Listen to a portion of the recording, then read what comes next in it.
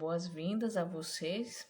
Eu, Érica Fujita, engenheira agrônoma, eu presto assistência e consultoria para os pequenos e médios produtores rurais na agricultura familiar. O trabalho de campo que eu venho desenvolvendo, venho atuando, só para vocês terem ideia, vai completar 19 anos em dezembro desse ano, para ser mais exata. E produtores rurais que produzem frutas e hortaliças de pequeno e médio porte, sempre focando na ajuda deles. Sempre me deparei com situações na roça que somente quem realmente trabalha na horta, trabalha no pomar e sabe qual que é a dificuldade no dia a dia.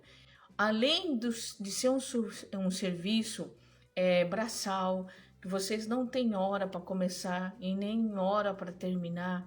Muitas vezes tem pessoas já descansando, finais de semana, feriados, e o agricultor, agricultora, produtor, produtora está no campo produzindo alimentos para eles e todos que estão na cidade. Porque quer ou não, quem está na cidade não tem condições de ter uma produção de alimentos em grande escala. E dessa forma é de importância extrema a permanência dessas famílias no campo. E a minha luta desde então, desde que tive meu primeiro contato com a agricultura já de criança, por causa dos meus pais, é que meu pai foi uma pessoa muito observadora. Então ele, por observação, foi aprendendo a lidar com a terra de uma forma diferente que era feito aqui. Ele era uma pessoa impressionante, que ele aprendeu a consertar motores a gasolina, diesel, fazer um pouco de tudo só por observação, só por estar prestando atenção no que aquela pessoa que tem a habilidade de trabalhar faz, para ele poder entender. Então isso é uma característica que eu acho muito interessante, porque eu vi isso ao longo dos anos, tanto no contato na parte da agricultura, quanto na parte desses pequenos reparos que ele fazia. Então eu acabo até fazendo isso em casa, me virando um pouco. Não falo para vocês que eu desmonto o motor e monto de novo, que eu vou estar mentindo. No básico a gente acaba fazendo. E com isso, gente, com toda essa conhecimento, essa bagagem toda, veio no trabalho dele. Só que eu sei também que o pequeno agricultor familiar, ele tem uma dificuldade de incrementar tecnologia dentro do campo. Por quê? Porque é caro. Por exemplo, uma coisa simples, que não é todo mundo que tem condição, ainda mais hoje em dia, comprar uma roçadeira a gasolina. Olha o quanto que iria poupar de trabalho uma roçadeira de gasolina ao invés de capim, não é verdade? Trabalhando bem com um produtor familiar, fazendo com que ele consiga ter um retorno financeiro, que é extremamente importante. O uso da agricultura racional, que vai fazer com que essa família que trabalha no campo tenha um retorno, uma produção dobrada, em dobro, e ainda reduzindo mais de 70% de seu custo, porque já houve produtor com a minha assistência técnica conseguiu reduzir um pouco mais de 80%. Eu, com esse meu conhecimento da agricultura racional, fazendo com que a sua roça não gaste tanto. Então, dessa forma, vocês vão adquirir essa tecnologia que tanto precisa. Por exemplo, esse agricultor e outros também falou: Érica, agora eu consigo comprar, por exemplo, pagar melhor minhas contas. Porque o que acontece? Vamos supor uma realidade nossa, do campo.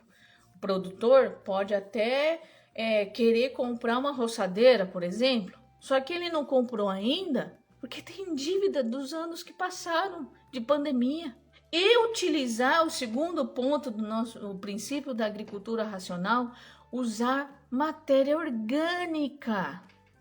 Gente, matéria orgânica tá aí, vocês tropeçam todo dia nela, vocês pisam nela, vocês tacam fogo nela. Não façam isso. Pega o resíduo vegetal e coloca dentro da terra, incorpora. Isso a gente vai tentar acelerar um processo que na natureza é bem lento, devagarinho. Por quê? Gente, se lá na mata um caboclo não chega com um saco de adubo para jogar naquela floresta linda e maravilhosa, porque não tem necessidade, de onde que vem toda a comida da planta? Matéria orgânica são os restos das plantas, as folhas, gravetos, palhadas, qualquer frutos caídos e assim por diante, entendeu? Então, dessa forma, o que vocês têm que pensar? O que tem dentro da sua roça? Às vezes você fez uma roçada, junta aquele monte de planta daninha que vocês roçaram, ou aquele capim, pega aquilo ali e coloca no buraco, na cova de plantio.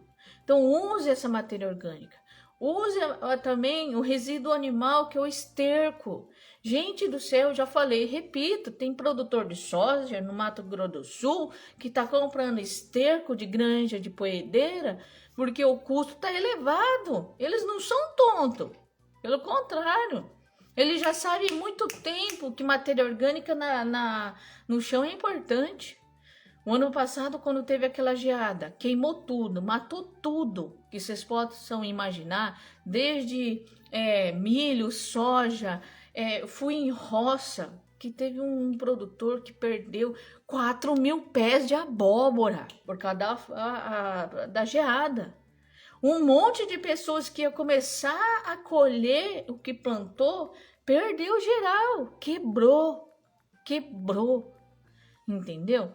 Então, com esse tipo de situação, houve uma perda de matéria orgânica muito grande, porque logo depois dessa geada que atingiu grande parte do nosso país, o que foi que aconteceu? Seca, queimada. Mato Grosso do Sul, eu acho que foi o ano que mais queimou o Pantanal, de tão seco que ficou. Todo mundo que fala Pantanal, Pantanal, a gente lembra alagado, cheio de água, né? Água até o pescoço para atravessar o pântano e assim por diante. O Pantanal faz muito tempo que não tem essa característica. Então, o cara, produtor de soja no Mato Grosso do Sul, eu vi uma reportagem que falou o seguinte: eu vou levar 4 anos para recuperar a matéria orgânica do meu solo que o fogo queimou. Produtor grande, gente.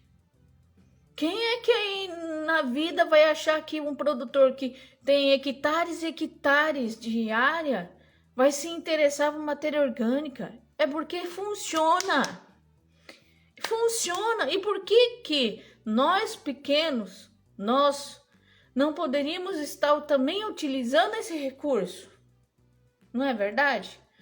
Aí agora, por exemplo, lá na região do Mato Grosso que eu atendo, você não acha mais um esterco que não seja menos de R$200 o metro cúbico.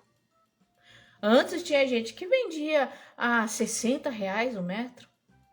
Antes dessa seca, dessa queimada que o gelo causou na geada, veio a seca e aí qualquer coisinha besta já incendiava.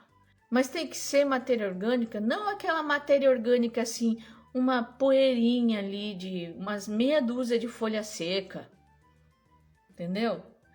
Um rastelado do quintal ali, vou colocar na covinha. Não, gente, não é não.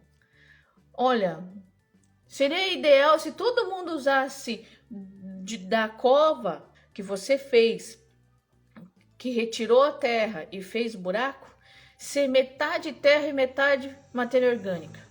Aí eu não falo o que seria, mas aí poderia ser esterco, folha palhada, gravetos mais finos, mais ou menos do tamanho, né?